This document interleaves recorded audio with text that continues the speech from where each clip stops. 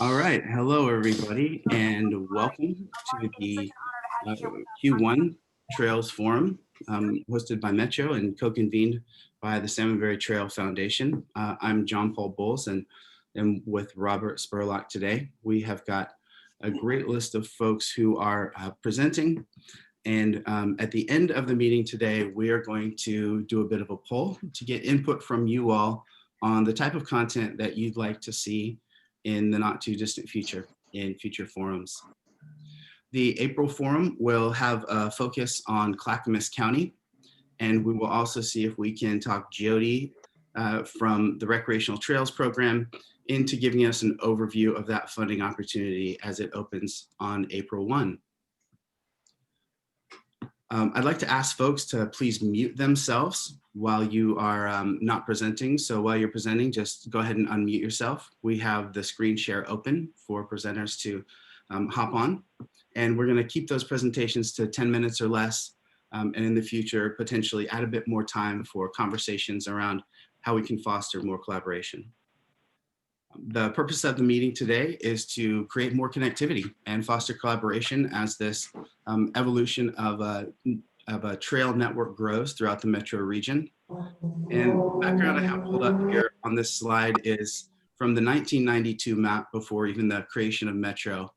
So I want to acknowledge and thank folks who have been working on these projects, who have laid the groundwork for us to have a really incredible connected system of trails. So thanks to all of you who have been working in the space for quite a long time, and the opportunity to continue to build this network.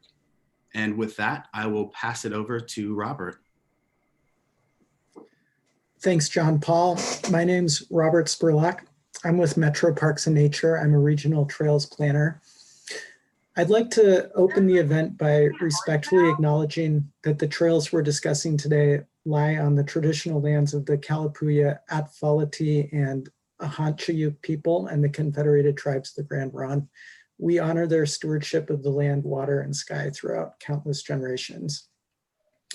So the Ice Age Tonquin Trail is the main focus of today's Quarterly Trails Forum, along with any other projects nearby or within the communities that the Ice Age Tonquin Trail passes through. So I was glad that John Paul started with that slide from the 1992 Metropolitan Green Spaces Master Plan, because if you looked closely, you could see a line on that map that represented what eventually has become the Ice Age Tonquin Trail. So many of you who are joining us today have been involved in the ongoing refinement and planning and development of that trail over many, many years, dating back even before 1992. But a big milestone was 2013 Metro Council adopted the master plan for the Ice Age Tonquin Trail, along with the city councils of Sherwood, Wilsonville, and Tualatin, and the county commissions of Washington and Clackamas counties. And ever since then, many of us have been working to implement that master plan, including the Cedar Creek Trail in Sherwood, the Hedges Creek Greenway in Tualatin, and the efforts in Wilsonville to build the regional trail. We're going to be focusing on that, that work, that progress over the last 8 years today. There's also been a lot of elected officials throughout who have really championed this regional trail and other trails in the area. So we've had 2 Metro councilors serving this district since the master plan was adopted. First Carl Hostica, and then most recently Craig Dirksen. And I'm excited to announce today that as of the beginning of this month, we now have a new Metro councilor serving the district. So I'd like to give Garrett Rosenthal an opportunity to say hi to everyone. Metro Councilor Garrett Rosenthal, if you're here today, would you like to say hi to everyone? I would, and I'm. Oh, great, thank you. There you are. I'm pegged under Ann Buzzini's moniker on my screen right at the moment, so I don't look at all like her. So please don't hold that against me. Yeah, I think it's great. I'm very much a trail supporter. I hope to be active and support very strongly the Tonquin Trail. I live over in the Stafford area. There's other issues about trails in that area too, but I represent Wilsonville and Sherwood and Tualatin, and I hope we can continue moving forward on the Tonquin Trail. What can I say? I believe in regional trails. Thank you so much. It's great to have you here, and welcome to Metro as well. I look Thank forward you. to working with you.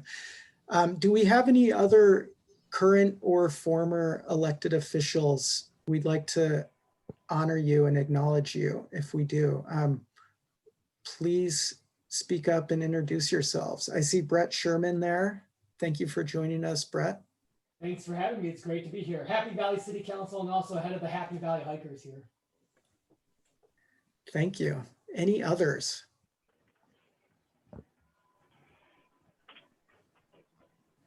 Okay. Thanks, everyone. So I'm going to pass it back to John Paul to kick off the rest of the agenda. Oh, John Paul, did you want me to speak to that slide or Sure, absolutely. that cover? Yeah, okay. So John Paul first showed us that map of the regional trail system from 1992. Through successive updates and iterations, we now have this current version from 1998. Sorry, I meant 2018. I was 20 years off there. This is the most recent version, and what we've done is we've just highlighted in red the portion of the region that we're focused on. So some of you have joined us for other quarterly trails forums in the COVID era, where we've been doing these virtually online, and you've probably noticed a pattern here where we're focused kind of sub-regionally rather than focused on the whole region. Over the summer, we had a forum that was focused just on the 40-mile loop trail within Washington, or within Multnomah County. And then most recently, a couple months ago, we focused on trails in Washington County, including the Salmonberry Trail, West Side Trail, and Fano Creek Trail, et cetera. Well, it had been a long time since all of the Ice Age Tonquin Trail partners had gotten together to share all of their progress. So that's today's focus. And then we are tentatively planning, as John Paul mentioned, to focus our April forum on Clackamas County trails. So more information to come on that. So with that, I'm gonna hand it back to John Paul. Thanks. Thank you, Robert. Just a couple of quick notes from me here on housekeeping. Again, please do mute yourself if you're not presenting. I will be sending out a follow-up to this forum with links to the presentations that you'll see today, as well as a link to the recording of the webinar. With that, I would like to pass it over to our first presenter, Chris Neamsu from the city of Wilsonville. Well, thanks, John Paul. It's a pleasure to be here and see so many familiar friends and faces. It's been a while since I've participated in a quarterly trails meeting. I'm Chris Neamsu. I'm the Community Development Director for the City of Wilsonville and an original member of the Ice Age Tonquin Trail Steering Committee. My tenure here in Wilsonville goes back a long ways. I've been fortunate enough to be a partner with the Metro region and with Metro staff on implementing trails for going on 25 years now. My experience started back on the Green Spaces Technical Advisory Committee, which some of you might remember, which was a legacy committee that no longer exists, but was one that I still have many, many fond memories of all these many years later. So I'm going to take you on a little tour of Wilsonville's Ice Age Tonquin Trail and where we are and what we've been able to do to implement the trail locally. I'm going to start down at the Willamette River in Old Town along Boone's Ferry Road, where Boone's Ferry Road meets the Willamette River, which is the southern terminus of the Ice Age Tonquin Trail. So we had a project called the French Prairie Bridge, which would actually take the Ice Age Tonquin Trail across the Willamette River. The bridge location is between the two bridges that are shown on the aerial photo here. The city received $1.25 million in MTIP funding from the region to conduct a study, a bridge type, size, and location study for the French Prairie Bridge. And we have completed that study at this point. The bridge crossing is envisioned to be a bicycle and pedestrian crossing, and it also has an emergency access component where the bridge could be commandeered for emergency access in the event that Interstate 5, the main line, the main stem, and the Boone Bridge were impassable due to any number of things that seem to happen along the corridor there. So bikes and peds and emergency access is what we set out to try to accomplish. We had the project was attempting to address the location, the very specific location of where the bridge could cross, the most appropriate crossing. We have a complicated situation with the Clackamas County Marina on the southern side and public ownership at Boone's Ferry Park on the north side. We set out to identify the appropriate type of bridge that should cross the river and then come up with some cost estimates. We also received some preliminary NEPA guidance as part of the study. And we just recently actually had a work session with Clackamas County yesterday, trying to wrap up the last couple of pieces of this study and then move forward with attempting to fund the very large project. This slide shows you 3 potential crossings. On the top of the slide is the Boone's Ferry Park side of the river, the Wilsonville side of the river. On the south side, you can see a complex labyrinth of things happening at the marina. Boat services, boat storage, parking, wide variety of things happening. We analyzed 3 specific crossings of the river, identified criteria, weighted those criteria. We had several task forces and steering committees guide this work, large citizen groups, and then a bunch of the agency representatives also participated. Crossing alignment W1 was identified as the best crossing and minimizing impacts at the marina on the south side. So W1 was chosen as the appropriate crossing. We then looked at 5 specific bridge types. We had the steel truss bridge, a steel girder style bridge, the tide arch bridge, and then 2 of the bridges, 2 of the 5 were advanced to further study. We advanced cable stay and suspension. And in the end, the suspension bridge was chosen as the most appropriate bridge type. It was a little less cost than the cable stay bridge. And you can see that these 2 bridge types do not impact the main channel of the Willamette River, which is a significant determining factor in choosing a style of bridge. We just wanted to avoid any habitat impacts to salmon. And you can see that these actually clear span the entire channel, both the cable stay and the suspension bridge. So again, this is the alignment. On the left-hand side of the slide is an undeveloped portion of Boone's Ferry Park, where Boone's Ferry Road meets the Willamette River. Across Boone's Ferry Park is the old ferry keeper's house in Boone's Ferry Park. It's the old ferry crossing. This is where the ferry crossed the Willamette River and linked up to the old market roads connecting Salem to Portland and beyond. We had some renderings done of the project, and this one's quite interesting. It's almost difficult to see the bridge because of its very thin and light profile. The suspension bridge, again, was the bridge style that was chosen. The bridge in back is actually the railroad bridge, and due to the large bulky nature of that bridge, the light profile almost disappears in this view. This is a view looking west from what would be essentially the Boone Bridge or the I-5 bridge over the Willamette.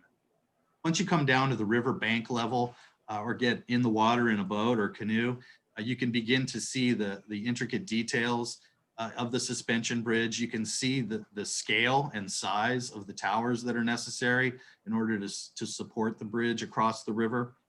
And these renderings are just kind of fun to look at and to imagine what might be someday. Bad news, crossing the Willamette is a massive task and it's going to be very expensive. We're looking at anywhere from 37 million to over 50 million under that cable stay. The challenge now is to try to identify how the heck do you fund something of this magnitude. So we're going to embark upon a process to try to identify potential funding sources for the bridge. Now, as you move up Boone's Ferry Road, you're along the Ice Age Tonquin Trail on Boone's Ferry Road. I'm down here in the lower part of the slide. You're going to follow my cursor. This is a brand new road that the city is going to be building. In fact, we have a bid opening next week for what's called the 5th Street to Kinsman Road Project, or 5th to Kinsman. And this is 5th Street, intersection with Boone's Ferry Road in our Old Town neighborhood down in Old Town Wilsonville. The Ice Age Tonquin Trail will come off street in a environment, and then be on a dedicated pathway crossing the railroad track and being physically separated from the roadway itself here on the south side, coming up close to the road at this location where there's going to be a boardwalk treatment across a local creek called Arrowhead Creek. And again, sweeping away again, providing a nice separated experience, separated experience from the road itself. The project will take bike lanes and sidewalks all the way up to Kinsman Road, where Kinsman Road meets Wilsonville Road at this location. But the Ice Age Tonquin Trail comes back and connects to the terminus of the existing trail today, where it accesses the city's water treatment plant. This is a rendering of what the cross-section of the 50 Kinsman project will look like. You have the Ice Age Tonquin Trail on the left-hand side.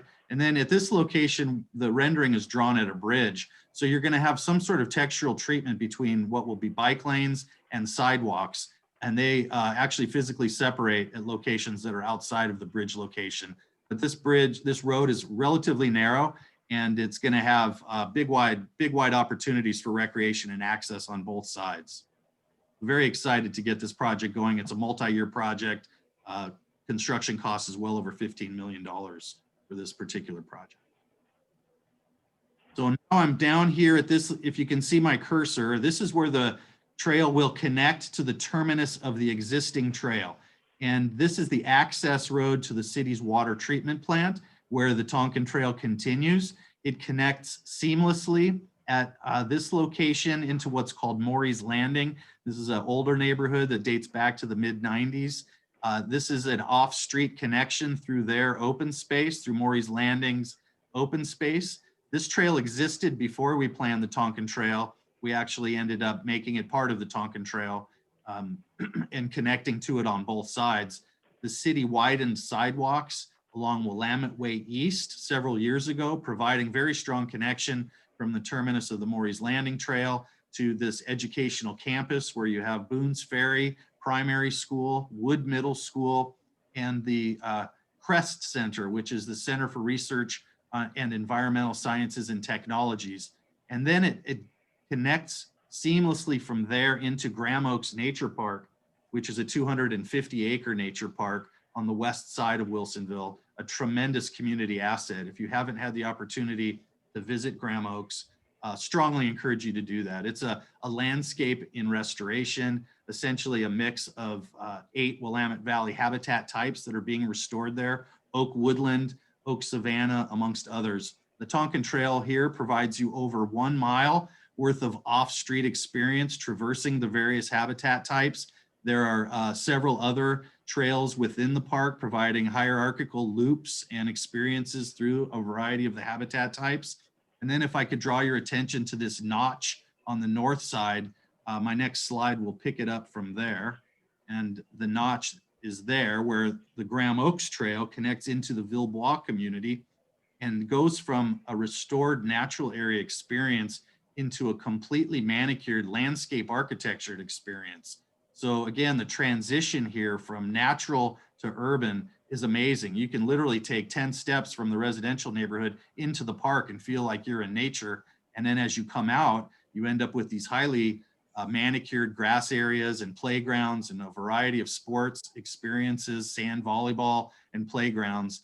And the trail continues seamlessly through 5 regional parks that have been built to date. And it terminates today at this location. There is a 6th park that is planned for this property with the tree grove.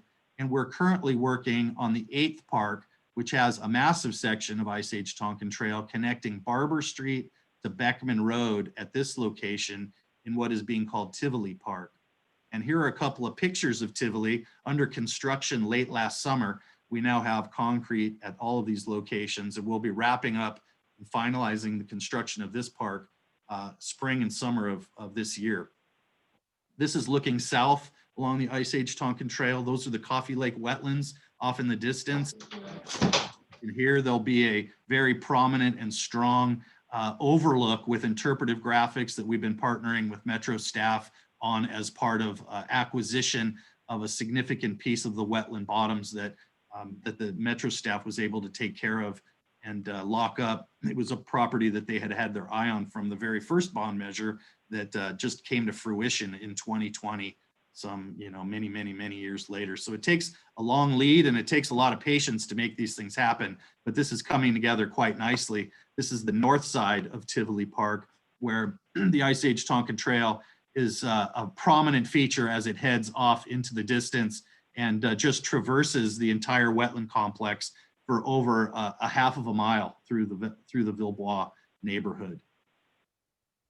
And then lastly, the section that we're kind of thinking about now with the bond going forward is it possible to make the last connection in Wilsonville across a significant portion of Metro-owned property, connecting what is Beckman Road at the south end and Graham's Ferry Road on the north end. This is an upland island, and a lot of this area is part of the original Tonquin Scablands target area.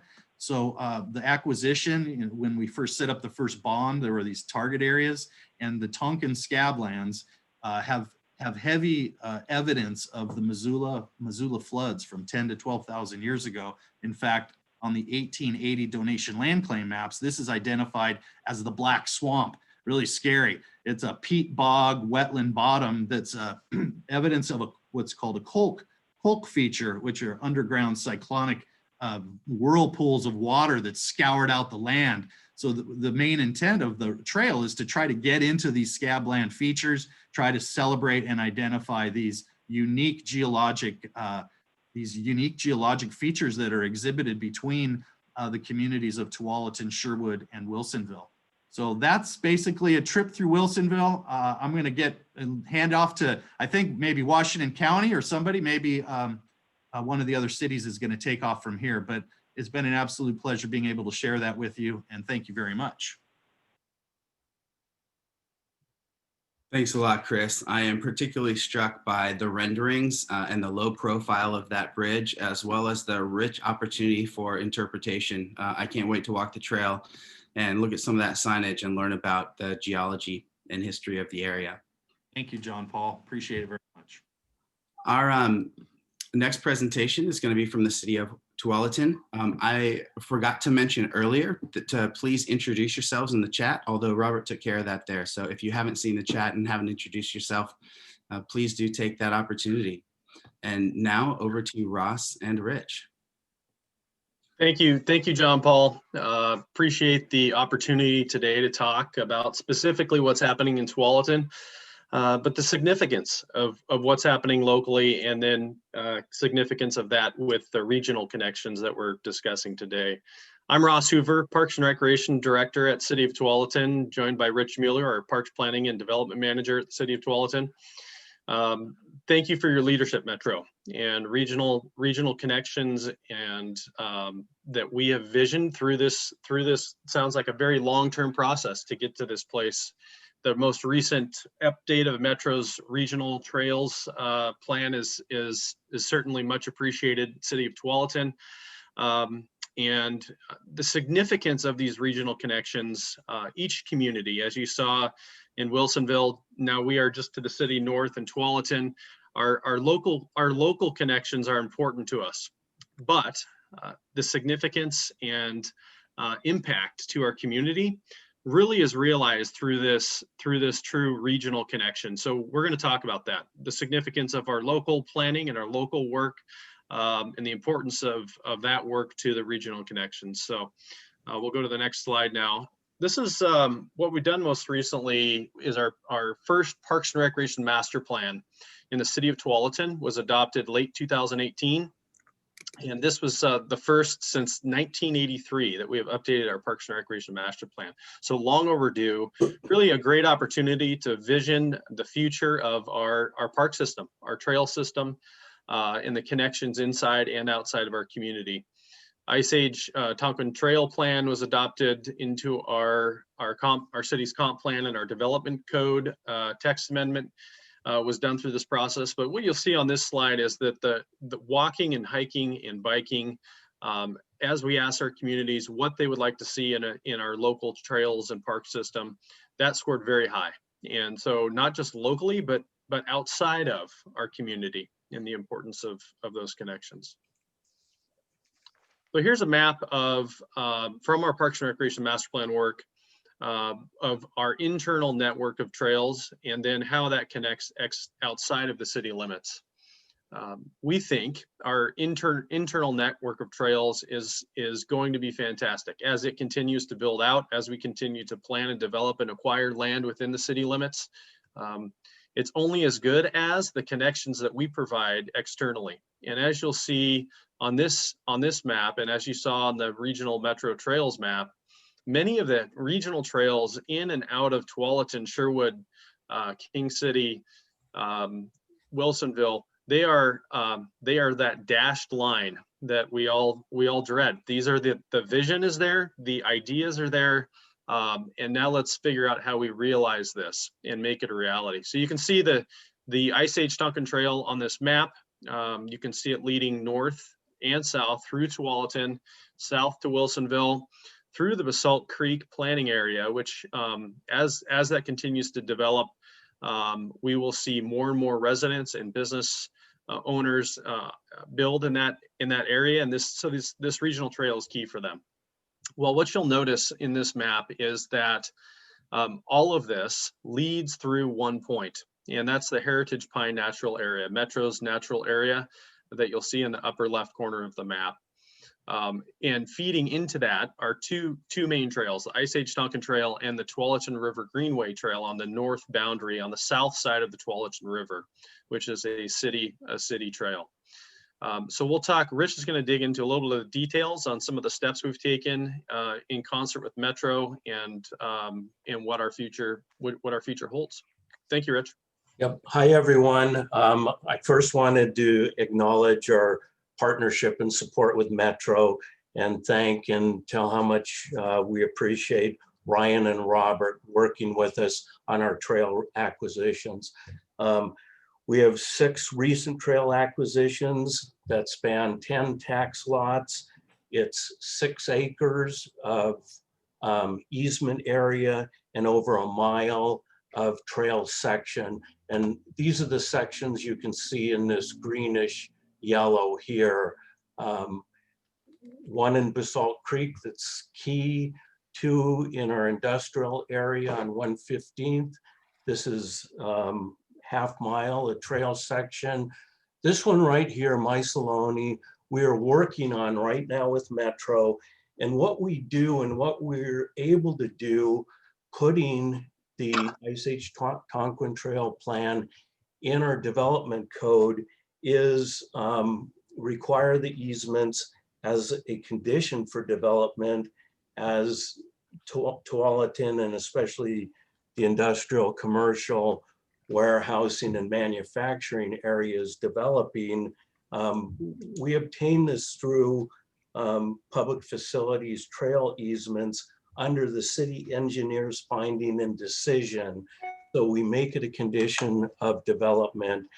And again, we've got in this 6 different easements and working on these 2 easements right here. The black is developed trail.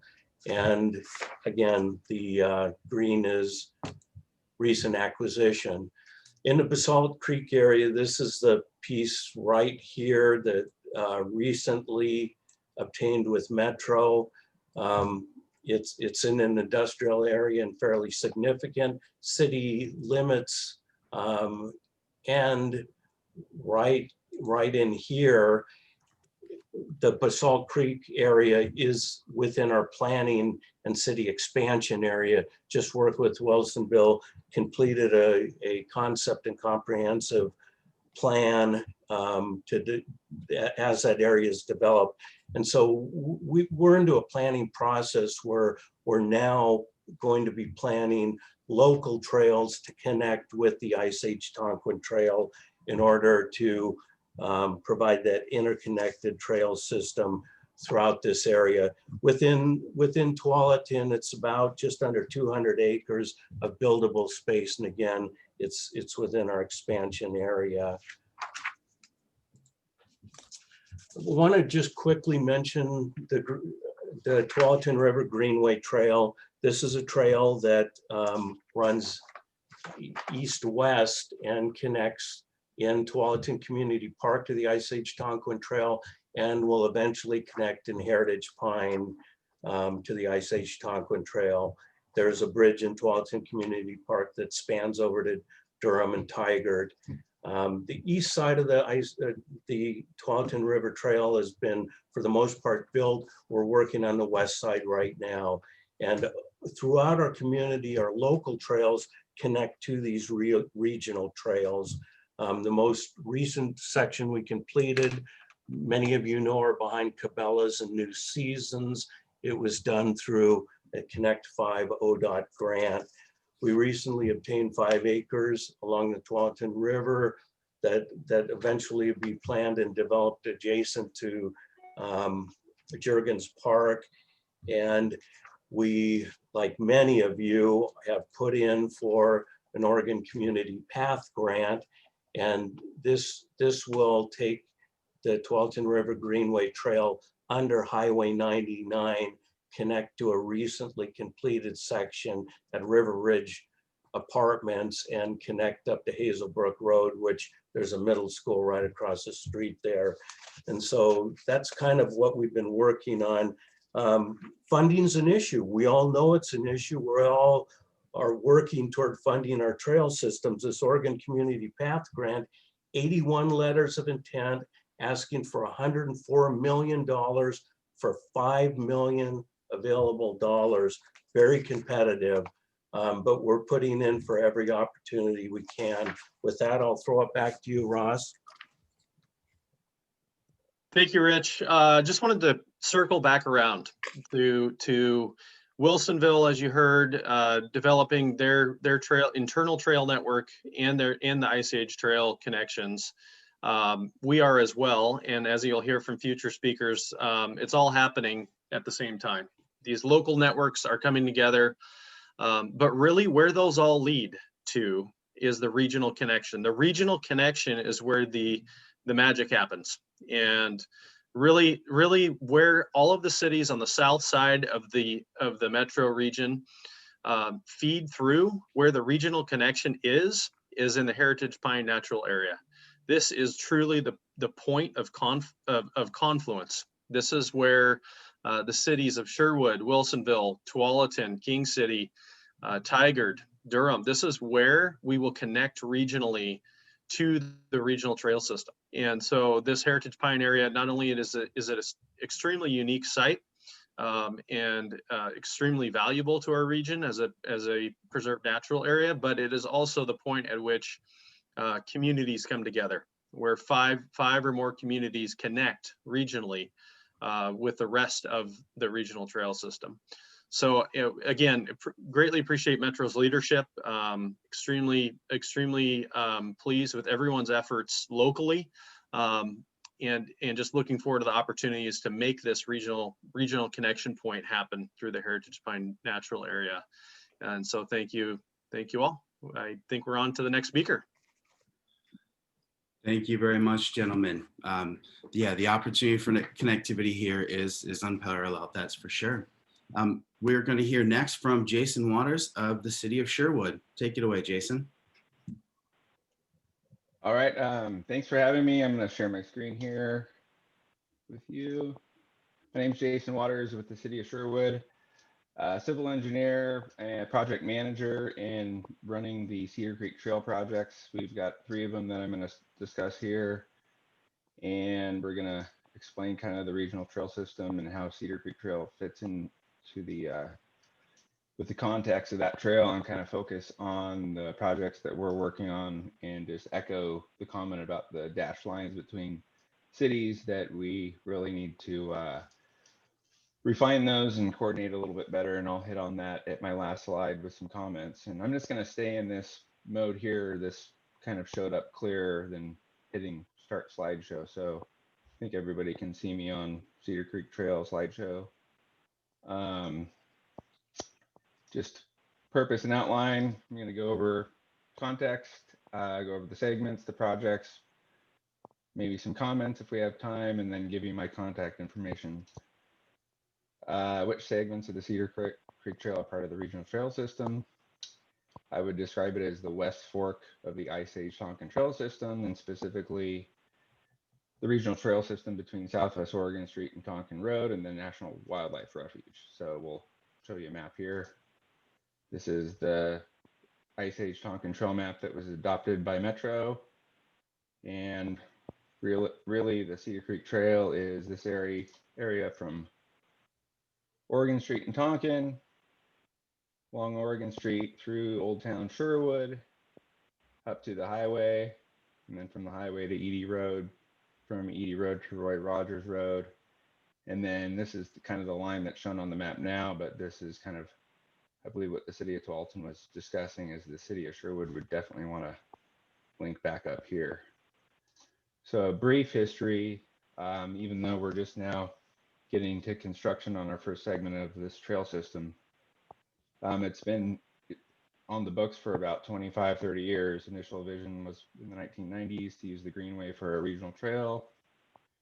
They got some transportation enhancement funds from ODOT to look at it more. Got it into our TSP in 2005. Did its feasibility study in 2009. And in 2012, the city went after CMAQ funds, FHWA funds, to begin the project that we're working on now. Believe it or not, that was 8 years ago. Got our notice to proceed with design in 2014, and we're still working on the project. I'm going to discuss 3 projects that we're working on. Project 1 is currently supposedly going out to bid here in the next few weeks. And project 2 was also federally funded. This was a planned development project that identified a preferred alignment. And then lastly, we've got a Old Town wayfinding signage project that we've had on the books for a Nature and Neighborhoods grant project for several years that's tied to the project 1. So we're just now getting that project underway too. So everything's coming to fruition slowly but surely. And here's a map of those projects. This is the current work area for the design and construction project that's federally funded. This is project 2, which was the federally funded planning project. And then I put a 3 in here for the Old Town wayfinding project down here.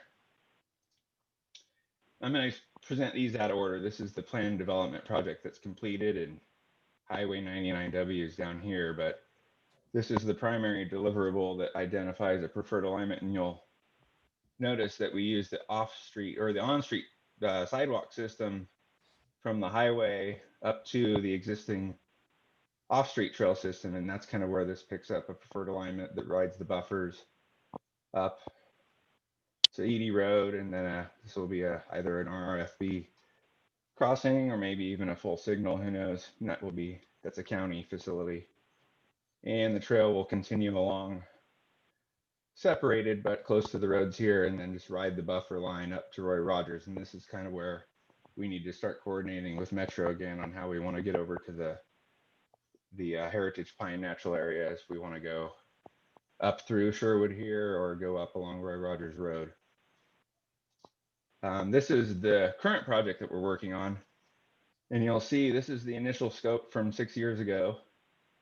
And it was about a $6 million project. And you can see the kind of the city may have overcommitted to what it could get done.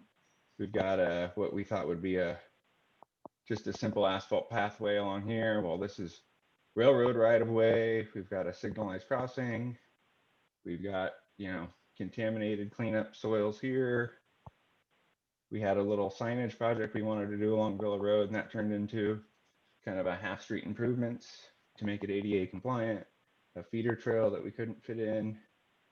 So I would describe it as initially overscoped.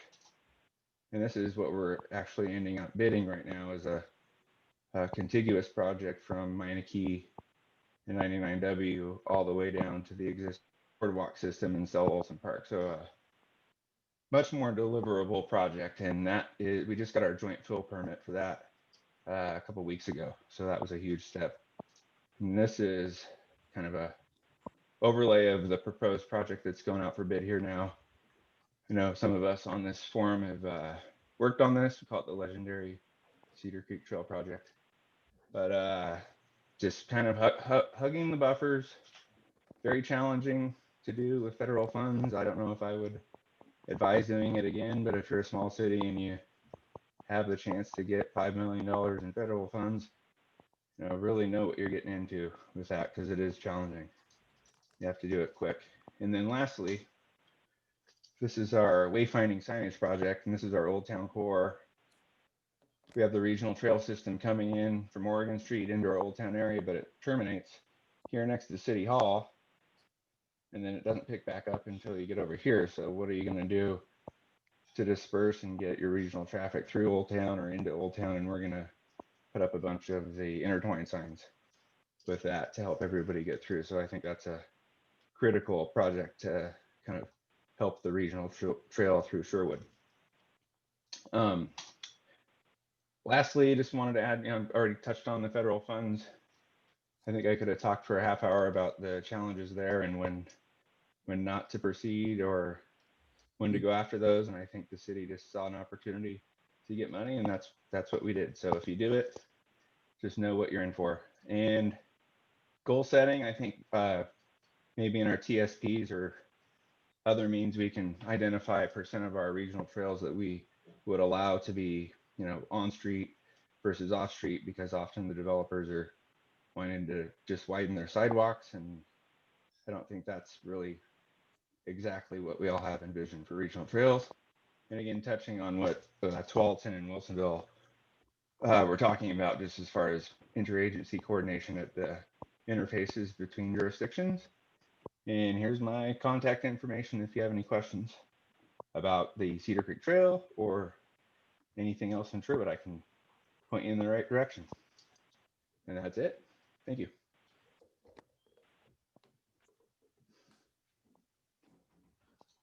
All right. Thank you very much. Our next presentation is, excuse me here as I advance. Ronnie Smith with the City of Sherwood. Ronnie, feel free to take the screen share. And Mike Weston as well. It's actually going to be Mike Weston from City of King City doing the presentation. My apologies. Come on, I thought I was only doing part of this thing. How's it going, John? Thanks for having us, Robert. I will try to share this presentation with me. Bear with me. I'm going to start with a map. I'm going to steal Tiger's aerial really quick, and then I'll go into the presentation just so we orient everybody pretty well. Here's kind of an aerial map of the general outline of King City. If everyone kind of follows where my mouse is, hopefully you guys can see it.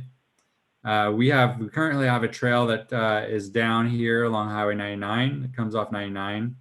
Our hope is to take this and keep moving it over to 131st Street, where we have a trail system that ties into our King City Community Park. The West Side Trail segment runs the Bonneville lines right here along our city limits and urban growth boundary and crosses over into the Tualatin Wildlife Refuge there that you saw Tualatin talking about as well. Part of our project, and now I'll go into the presentation, is to extend those pathways and create some connections. So currently King City is going through a series of planning efforts. We're doing a master plan.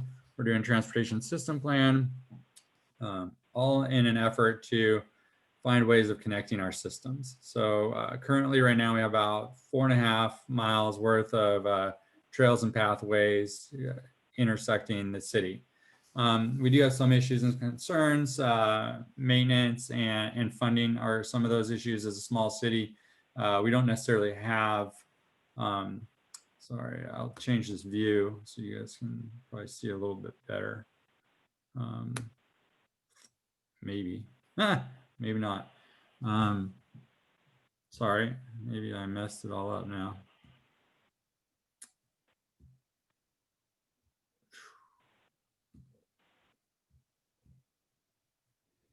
Is that better? All right, sorry about that. The maintenance and funding as a small city is probably one of our biggest challenges. We just don't have a large tax base. nor do we have the revenue and fee system set up to kind of do a lot of these things. As I mentioned earlier, we're currently in the process of doing our large master plan for urban growth boundary area, as well as planning our transportation system plan. This is our first transportation system plan. We were previously under a 5,000 person limit, so we got some immunity from having to do a transportation system plan. So our transportation system plan is currently scheduled to come online in December of 2021 for adoption, but it should be finished by June 2021. So here in the next 6 months, we should have a decent plan on that. With the TSP, we're trying to incorporate the Tualatin River Greenway Trail, as well as the Metro West Side Trail, and trying to figure out ways that we can loop those in and tie into the River Terrace Trail as well, that's coming off of Bull Mountain. When it's all connected, we should have some pretty good loops and some pretty good interconnectivity there.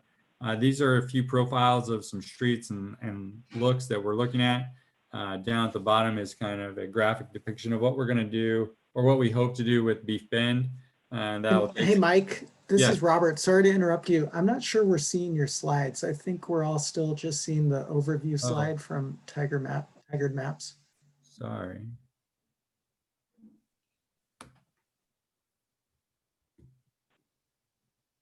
That good? Yeah, that's great. Thanks a lot. Okay. Sorry, guys. I'll go back. I don't think there's anything exciting. What are you talking about? It's all exciting. So what I was talking about is down at the bottom here, you'll see a graphic depiction of what Beef Bend kind of, what we're shooting for Beef Bend, and how it extends throughout our urban growth boundary, as well as like some pathways and things of that nature, and how we plan to connect into those trail systems. So sorry, I lost everyone there. Maybe, let's see.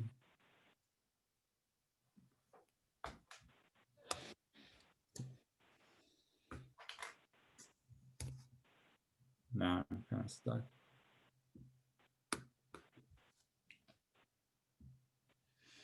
Sorry. There we go. All right, so the master plan that we're working on right now, which we'll be trying to refine over the next 12 months, kind of incorporates the new urban growth boundary area that we have. It's URA 6D. You'll see the red dots are kind of illustrating the connections for trails and expansion of trails that we're trying to promote. Currently, the River Terrace Trail is supposed to come down from 150th right in here and connect down. We're trying to connect our Riverfront Trail from the King City Park on over, and then following the riverfront over to a Main Street Town Center on the far side. The City of Tigard has a park planned in this general area here. So we're looking at options and methods in which we can create connections to that park, or even Roy Rogers. We also have the West Side Trail section right here, which would cross with a bridge that goes into that pine area that I think Ross was talking about. Was it that kind of crossed over there? That bridge, Heritage Pine Natural Area. Yeah. That's right. That's what Ross was talking about. Thank you. And so our hope is to kind of build on these connections and keep it going. Kind of see how our transportation system plan is trying to link those into our current systems of trails. And hopefully we'll be able to link all of our park systems and trail systems together to provide some alternative transportation mechanisms and connectivities. So Ronnie, are you going to take it from here, or? I can. All right. So Mike, you're going to be my finger clicker. Okay. So right now, our main goals for the city is, walkability, to provide a diverse mode of transportation throughout King City. Mike. Currently, we have a few plans for the King City, what we call the King City River Trail. So we are planning to improve the trail and add some bridges. I believe the bridges, we're going to be adding 2 bridges. Mike, can you go to the other slides and to show the bridges a little bit better? So down here, there's going to be 2 bridges. One is a 30-foot bridge. It's going to be timber, and the other is going to be 10 feet, if I remember off the top of my head. I have my notes down there. The trail that we're going to be improving is, we would like to do the minimum of 3 feet wood chips, just kind of keep it as natural as possible. Mike, next one.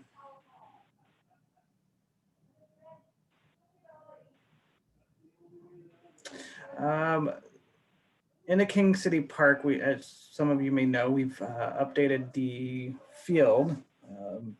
Part of the field project that we're still working on is fixing the King City paved trail,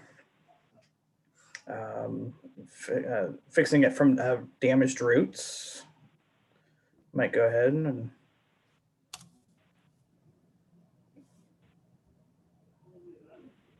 Is that it? Oh, that's it. Your last slide. I'll Right. just kind of comment a little bit on at the King City Park. We just improved it significantly to add playing fields, soccer fields, baseball field, and softball field, or a baseball, softball field, as well as soccer fields. And this is kind of like, as a small city, this is kind of our prime kind of community feature, and it's right adjacent to where the West Side Trail segment would tie in. So it provides a number of opportunities and connectivity. This is just an exercise loop and pathways connection that allows us to connect kind of throughout the park and over to 131st Street. And our hope is, again, to extend from 131st Street over to 99W and follow the Clean Water Services right-of-way that goes over toward our existing trail that we have at River's Edge. So that's about it.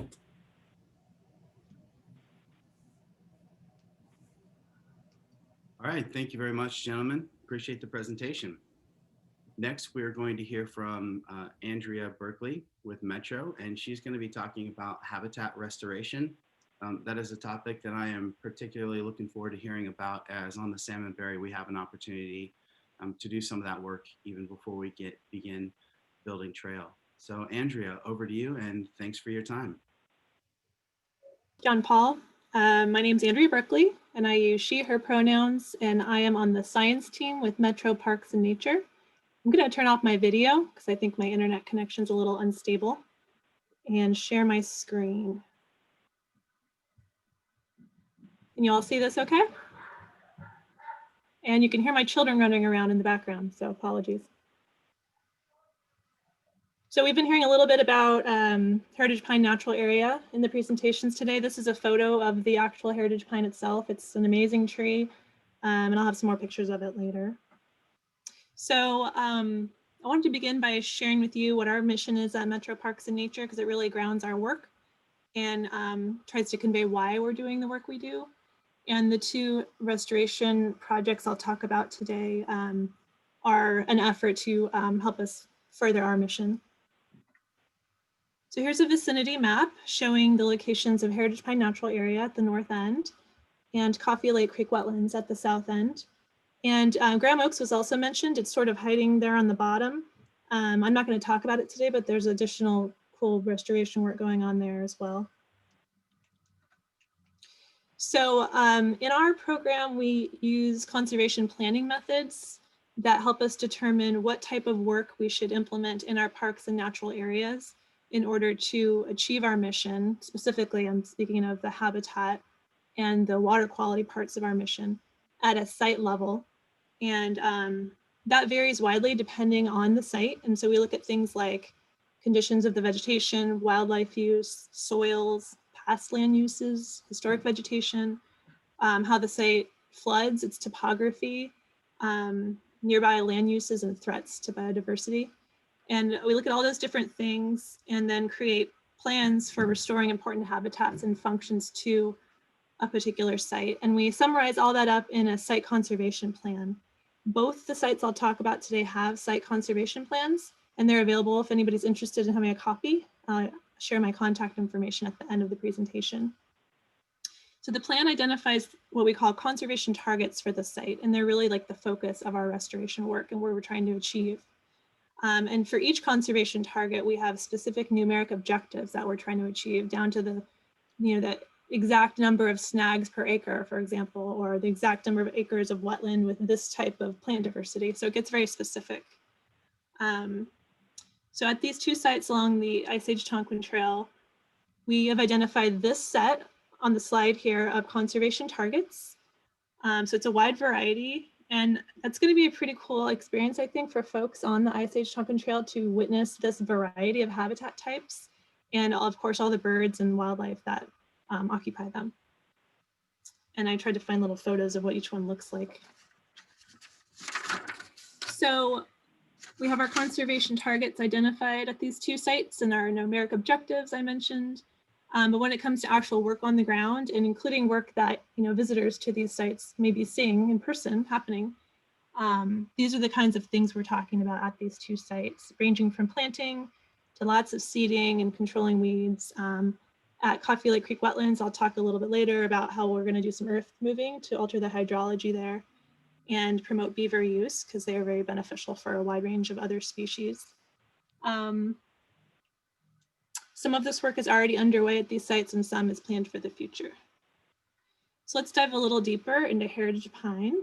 On the left is an aerial photo, and it shows the alignment of the Ice Age Tonquin Trail going up the eastern side.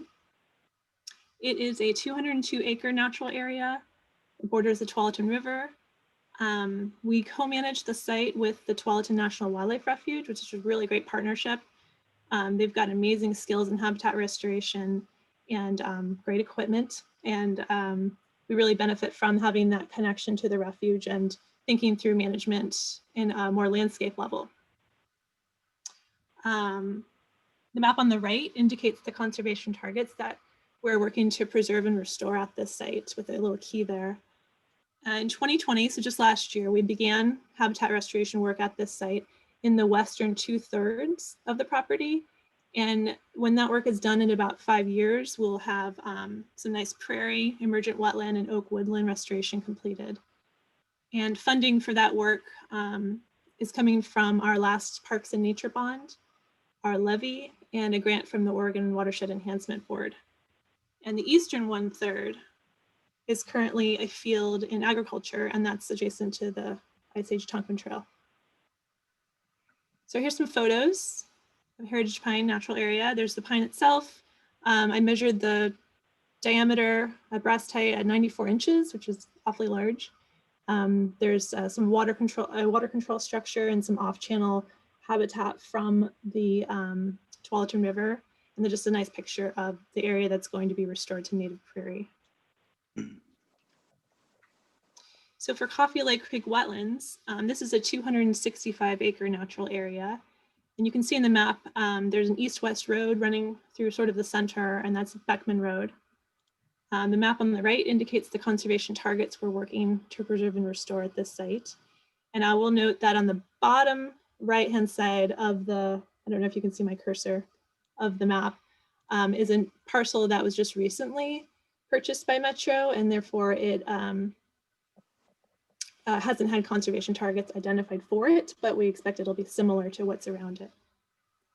So the northern portion of Coffee Lake Creek Wetlands, north of Beckman Road, has already undergone several phases of planting, and the plant communities are slowly maturing. There's a lot of bird activity at the site and a lot of beaver activity. So it's functioning fairly well, and it's on its way toward meeting our conservation goals there. The southern portion, south of Beckman Road, including that newer purchase, is where we're working on the design of a future habitat restoration project. So here's some photos. Things are very wet out there. It's a lovely place to get muddy and see some beaver activity. And I wanted to provide a little bit more detail on what we're thinking about for the area south of Beckman. It borders the Villebois community, as noted in these maps, and the new park development, which I just learned is called Tivoli Park. I didn't know what the name was until now. And that includes a section of the Ice Age Tonquin Trail. So the park and the trail look over Coffee Lake Creek Wetlands South. And because of that, we are in our restoration planning, we're taking view sheds into account and what kind of vegetation is planted in those areas. So currently we're in the design phase of wetland restoration for this area. Funding for design is from our last bond and our levy. And then as we move towards implementing the project, we may seek out grants. And these images show two conceptual ideas of the restoration work we're considering. The resulting design will probably have a little flavor of each of these combined. So it's not an either or thing. And so our overall plan is to, or our overall goal is to take Coffee Lake Creek, which is also known as Sealy Ditch, peel back the banks in certain areas, add ponded features and channels adjacent to the creek in other areas, to change it from a real channelized ditch, which does not provide very much quality habitat for fish and wildlife, into a more complex system of water bodies. And we're thinking in our design about what fish need, what amphibians need, and what birds need. And then you'll notice the whole right-hand side of these maps is there's nothing there. That's because that parcel is newer. So we would expect to see similar design elements on that side. And then finally, the work across this whole area of south of Beckman would include a lot of vegetation restoration as well. So in addition to earth moving to create these water features, we would be looking to convert the almost complete monoculture of reed canary grass to a mix of wetland forest, wetland shrub, and emergent wetland plant communities. So here's my contact info. If anybody's interested in learning more about these projects, please give me an email. Thank you so much, Andrea. Can you tell me again where the beaver sighting is? My 2.5-year-old is going to be very interested in that hike. Yeah, let's go back. So can you see my pointer? Yes. So if you park in this roundabout here, there's a little spur, and you can just walk over in this area, and there's a lot of beaver activity. Okay. And sometimes you see them, but they're kind of hard to catch in the act.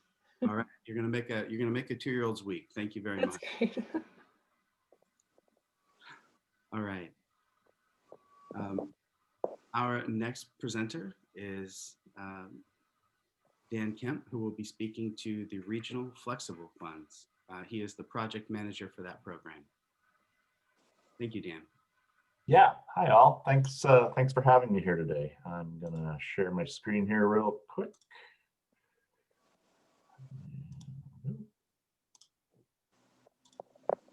Okay, hope everybody can see that. So every 3 years, Metro's Planning and Development Department is charged with leading a process known as the Regional Flexible Funds allocation. So we're at the beginning of what will be a nearly 2-year effort to select the regional transportation investments that will be funded using these dollars. Over the years, many of our regional trails have been funded with the help of these regional dollars, including a few of the ones that we've already been discussing today. So today I want to give you just a quick overview of the process and the timeline that we'll be following over the next couple of years, and also to let you know how you can be involved in the discussions that will help determine how projects will be selected. So real quick, what are the regional flexible funds? Well, this is the name we give to the federal transportation funds that are allocated to the Portland region. And due to the specific federal funding buckets that these funds come from, they can be used on a real wide range of transportation projects and purposes. So in terms of the total amount of funding that gets spent in the region from the state, from cities and counties, these regional dollars are really only about 5% of that total amount of funding. But because these funds are flexible and because they can pay for many, many transportation investments that don't have a dedicated source of funds, they're really desirable, and they help the region really achieve a lot of its transportation goals and objectives. Just as a frame of reference, in the previous allocation cycle for projects to be funded In the 2022 to 2024 timeframe, we allocated about $144 million. We don't have a funding projection as of yet for this next cycle from 2025 to 2027, but I think it's safe to say we're anticipating it's going to be in about the same range or maybe a bit more. So the policy foundation for how we invest these regional dollars is really rooted in the 2018 Regional Transportation Plan investment priorities. And these four are making transportation system investments that advance equity, to achieving our goals on reducing greenhouse gas emissions and improving our climate, for making the transportation system safer, and to put measures in place to reduce the burden of congestion. So the regional funds are invested in a variety of strategies and projects aimed at making progress towards these four overarching goals. In previous cycles, the region has followed a two-step framework for investing these dollars. So step one is comprised of a series of ongoing funding commitments and investments that the region has been making now for a number of cycles. These include repayment of bonding commitments that we have issued bonds to build light rail lines, as well as to do project development on active transportation projects throughout the region. We've also allocated funding to a series of ongoing regional programs that make travel safer and easier and help people make transit and active transportation a normal part of their lives. And much of Metro's planning work is also funded through an allocation of dollars in this step one process. So step two then is funding that's designated for capital projects. And that's probably the area that this group is most interested in. In previous funding cycles, there have been two project categories that we funded projects in. One is the active transportation category, and that includes both complete streets projects as well as trails projects. The second category is a freight category, which focuses on helping to ease the flow of goods and services throughout the region. So as I said, there have been many trails projects funded over the years with regional dollars. In the last cycle, we funded 16 projects, and 4 of those, as you see here on the screen, were for trail either project development or construction. So that's just a real brief overview of what the regional funds are and how they've historically been used. And as I said, we're just at the beginning of the process for determining the investments for the 2025 to 2027 timeframe. And in this process, there's 3 primary phases that you can see here. The first is determining the program direction. And what this is really determining how we're going to spend these funds on what types of projects that help us meet our 4 funding objectives. It's assumed that in this process we'll be continuing the 2-step process or 2-step framework that we've used in previous cycles, but ultimately that is a decision made by JPAC and Metro Council through their process. They are ultimately responsible for determining the program direction, and they do that through working with TPAC, our Technical Transportation Committee, as well as gathering input through a series of workshops that we conduct to reach out to stakeholders such as yourself to get your input and your thoughts and your ideas on how we can better achieve our regional goals through the investment of these regional dollars. So the schedule for these workshops that we would like you to be involved in, we haven't got it finalized yet, but we're anticipating them to be held in February, March, and April in that time frame. In addition to those workshops, there will also be a public comment opportunity where you can provide your thoughts to decision makers as they are making their determination of the program direction. And this is a really key part of the process because it really sets up how projects get selected and what the final package of investments that is going to be made in the fall of 2022, what that looks like. So the program direction work, as I said, it's beginning now and will take place up until the end of July, when JPAC and council make their final determination of the program direction. And then if you are interested in applying for project funding, that is going to be opening up in November of this year, and project proposals will be due in February of 2022. And then there's a technical analysis and a risk assessment process that's conducted on those. And then the final selection activities are occurring in the summer and fall of 2022. So that's just a real quick overview of the process. Here's my contact information. I'll also put it in the chat. We have a web page for the Regional Flexible Funds.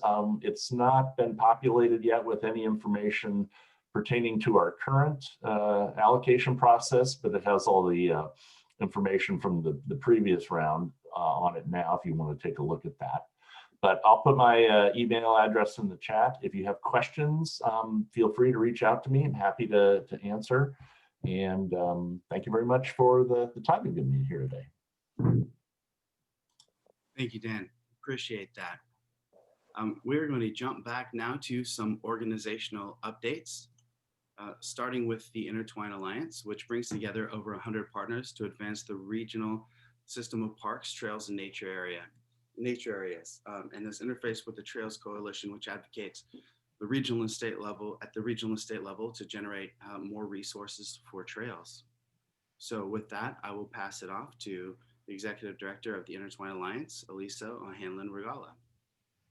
Thanks, John Paul. Hey, everyone. I'm Elisa O'Hanlon-Regala. And I did have the opportunity, I sat in on the last meeting of this group, so I think I had the opportunity to say hi, but I was very new in the position. I'm still only 3.5 months into this position. And in fact, that's also as long as I've been living in Portland. So I'm still fairly green in this position, but pleased to be here with you and to say a little bit more now that I'm starting to get my feet under myself about what's ahead for the Alliance in the coming year.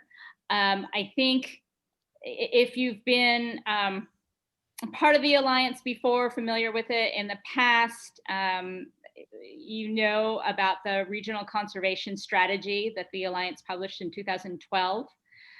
And as a result of that, there's a lot of projects. What that did was to help set a baseline of conservation and protection, and just really an assessment to help folks identify different projects to invest in and things to protect. And the Alliance served for a number of years as being a sort of incubator to help launch a lot of those projects.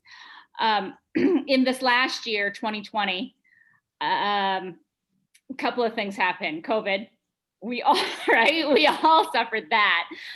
But it also hit the Alliance at a time that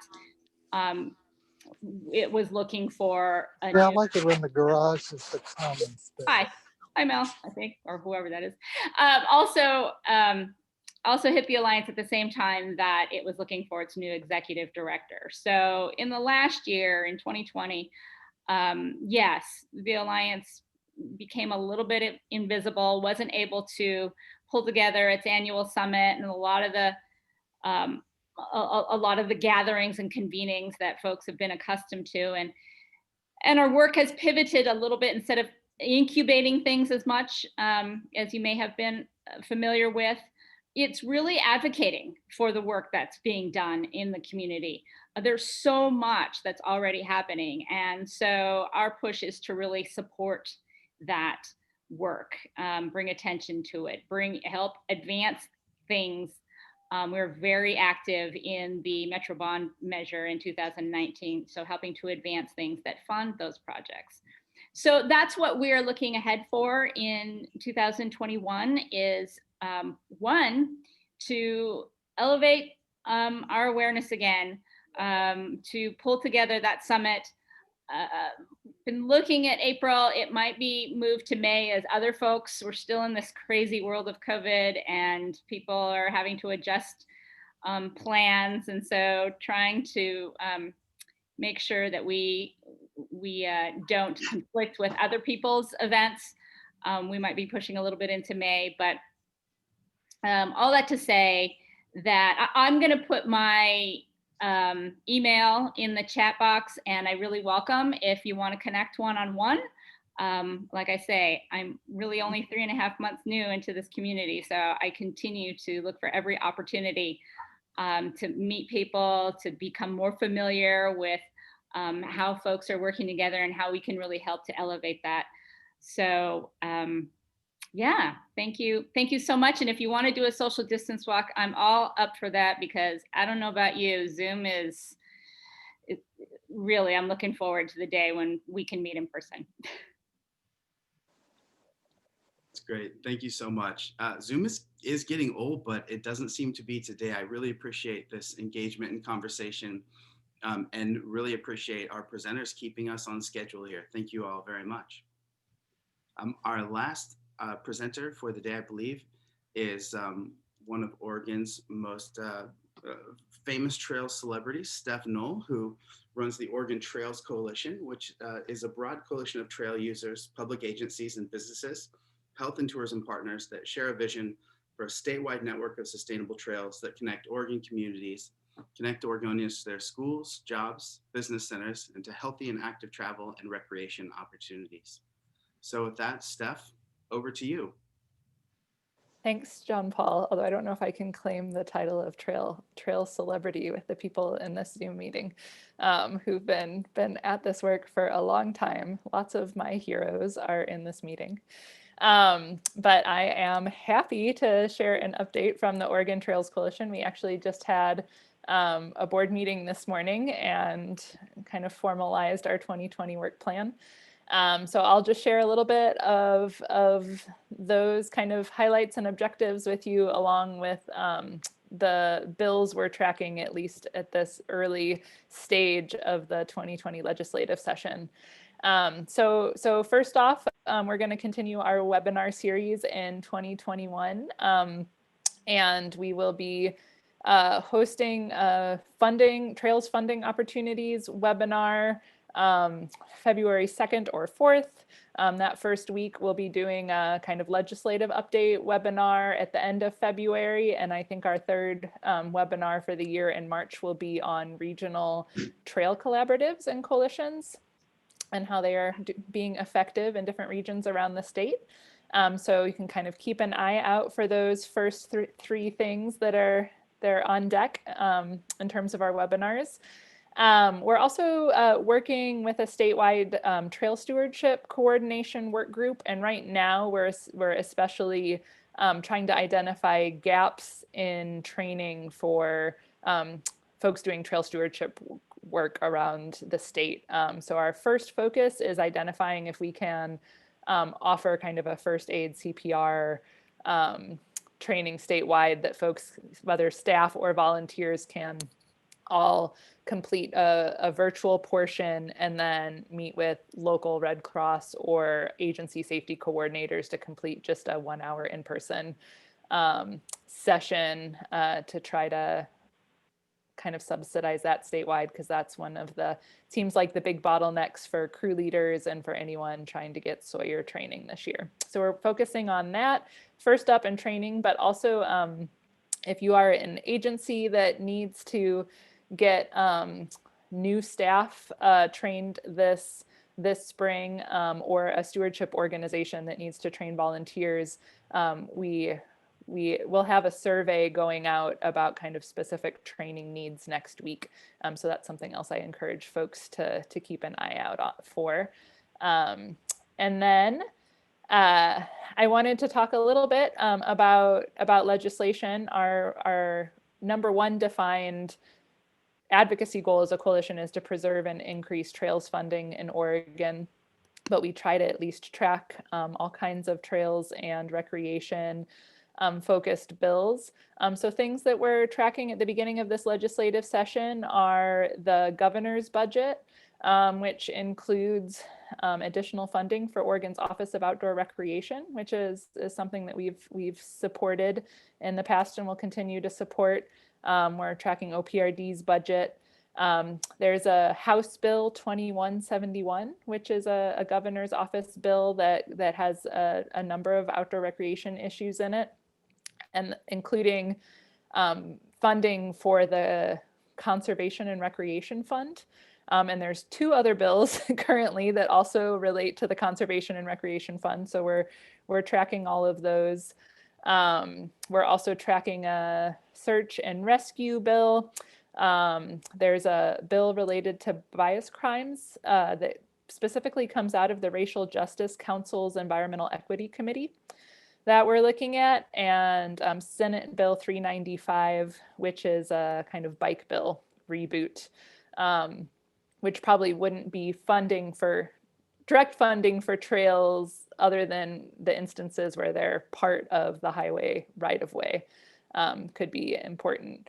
So I will drop those bill numbers into the chat for anyone else interested. As a coalition, we have yet to take these bills to our advisory council for discussion of specific endorsement. But at this early stage, I just wanted to share what we're tracking on the statewide level. And then in addition to that legislative and training work, we are also this spring going to be publishing a introductory guide to trail planning and development, just to kind of a tool for new field staff and volunteers to understand agency considerations and trail planning and decision making. So we've got a review draft of that out right now to partners. So if anyone is interested in being a reviewer for that draft, you can get in touch with me. I'd love to share that with you. And then I think we're working on a 2021 virtual summit again, although we're hoping by this fall that there might be opportunities for some in-person, like in-field training opportunities associated with the summit. But probably most of the kind of classroom conference portion of that will be online again this year. And in conjunction with the summit, we're also working with the Oregon Recreation Trails Advisory Council to celebrate this year, 2021, is the 50th anniversary of the Oregon Recreation Trails System Act. And so we're excited to celebrate that. I think it's been a tough year, so it's really fun to have a big milestone to celebrate. So we are going to put some good energy into celebrating all of the folks in the state who kind of got us to where we are at today in terms of our trail system, and also use that as an opportunity to really talk about the current value that Oregonians place on trails and what our future can look like. So that's my update from the Oregon Trails Coalition. And yeah, if we have a moment for questions, happy to take any, but thanks. Thanks so much, Steph. Look forward to following up and hearing more about some of those trainings, in particular the first aid. It's great the way you've identified a bottleneck and that can open up more access to folks getting out and doing maintenance with crews. So we are down to the end here. And before I pull up this poll, I wanted to say hello to Mel, who is recently retired and joining us as a citizen, who has been a wonderful friend and mentor. So Mel, thank you so much for joining us today in your new role. Thank you. I'm on a walk and listening. That's an enviable way to do it.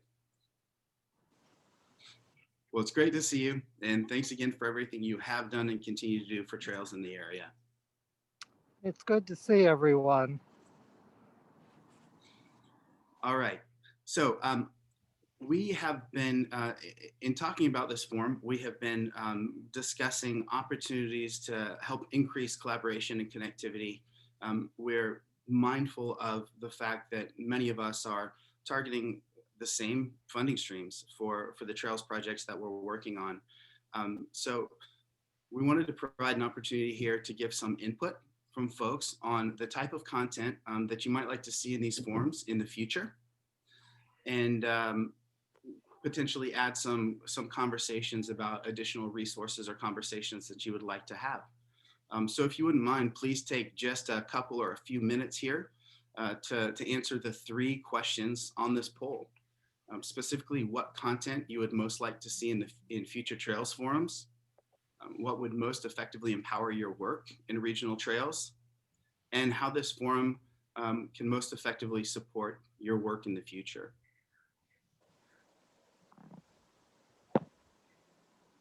These are multiple choice question sets. This is my first experiment with polling in Zoom. And if there are some really noticeable gaps here, please feel free to reach out to me in the chat or by email, and we can broaden the scope of the survey in the future.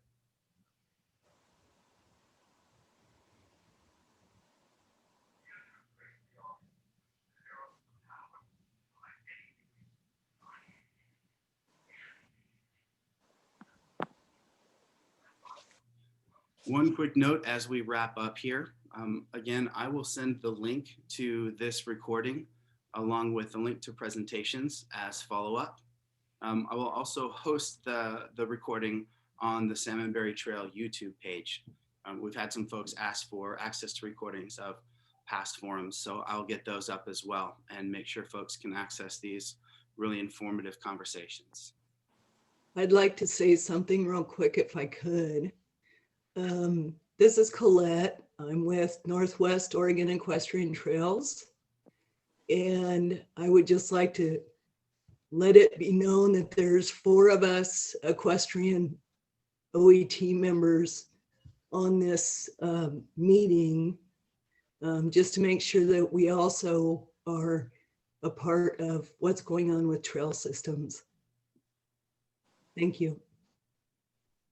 Thanks, Colette. Good to hear from you. I am constantly impressed by how engaged the equestrian community is in trail development and maintenance. You guys have a great community. John Paul, maybe that's a good segue for me to talk about our next forum. Fantastic.